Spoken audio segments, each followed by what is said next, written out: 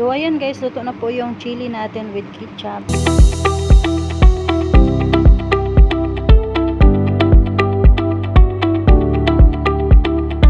Hi guys, magluto tayo ng ano guys, yung ketchup na with ano ba, chili, tapos with cornstarch.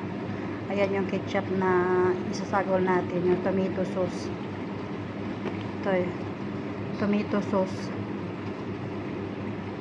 Tapos nag-ready na ako ng bawang, na maraming bawang, at saka kamatis, at saka sibuyas. Ayan, nag-isa na po ako ng bawang.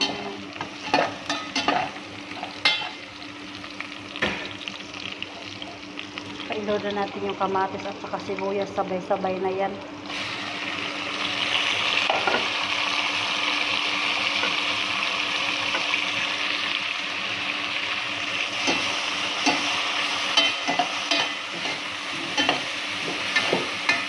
Saka lagyan natin to ng ano, Knorr cube at saka asin, paminta at saka yung chili powder. Yun lang ano natin, at saka asukal. So yan guys, yung nilagay ko asin at saka yung black pepper powder at saka chili powder at saka Knorr cubes. Ito yung Knorr cubes. Mamaya lagyan ko yan ng asukal para matamis-tamis siya. At saka yung ketchup lagay natin mamaya.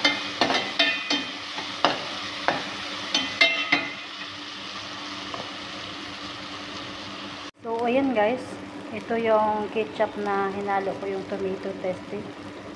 Saka lagyan natin ng tubig ngayon. Ayan po yung nilagay ko.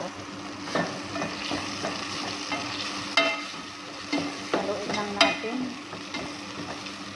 Saka lagay natin tong isang pasang tubig. Pag kulang yung dadagan natin. Ayan siya.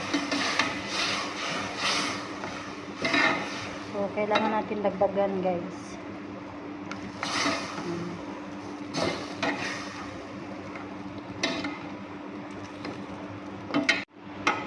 Ayan na siya guys.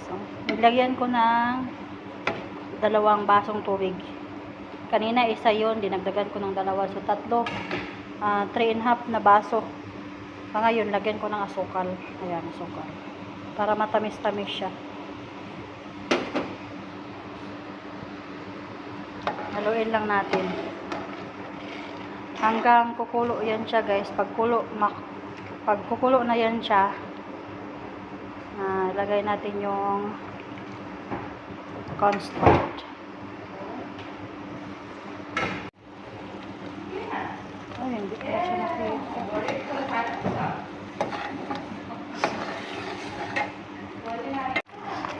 So, ayan na siya guys. Luto na. Hindi ko napakita pala yung ano ba tawag nito, yung cornstarch. Paano ko nilagay. Basta binuhos ko lang dyan.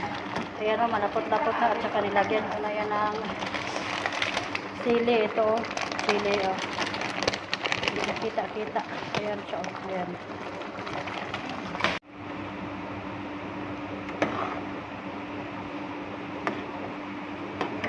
So ayan guys, ito na po yung niluto natin na chili with ketchup. Sobrang sarap niya guys. Ano, matamis-tamis na maanghang.